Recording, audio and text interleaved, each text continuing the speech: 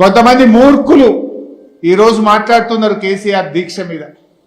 ఆ రోజు దగ్గరుండి చూసిన వాళ్ళు ఎంతో మంది, జయశంకర్ సార్, మందకృష్ణ మాదిగ గారు, ఆర్ విద్యాసాగర్ రావు గారు, పార్టీ శ్రేణులు ఎంతో మంది దగ్గరగా ఉండి చూశారు. ఇవాళ ఒక పిసిసి ప్రెసిడెంట్ మూర్ఖంగా మాట్లాడుతున్నాడు కేసీఆర్ దీక్ష గురించి. అసలు ఆ దీక్ష గురించి మాట్లాడే అర్హత నీకు ఉన్నదా? కేసీఆర్ లేకపోతే తెలంగాణ ఎక్కడిది? తెలంగాణ లేకపోతే నీకు ఆ టిపిసిసి అధ్యక్ష పదవి ఎక్కడిది? అరే మీ పార్టీ అగ్రనాయకుడు ప్రణబ్ ముఖర్జీ రాసిన పుస్తకం చదువు. మై ప్రెసిడెన్షియల్ ఇయర్స్ అని భారతదేశ రాష్ట్రపతి ప్రణబ్ ముఖర్జీ ఒక పుస్తకం రాశాడు.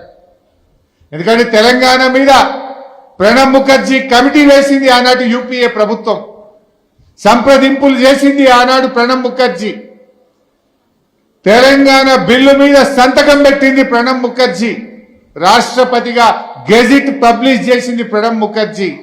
ఆ ప్రణబ్ ముఖర్జీయే ద ప్రెసిడెన్షియల్ ఇయర్స్ అనే తాను రాసిన పుస్తకంలో కేసీఆర్ గురించి ఒక పేజీ రాసిండు.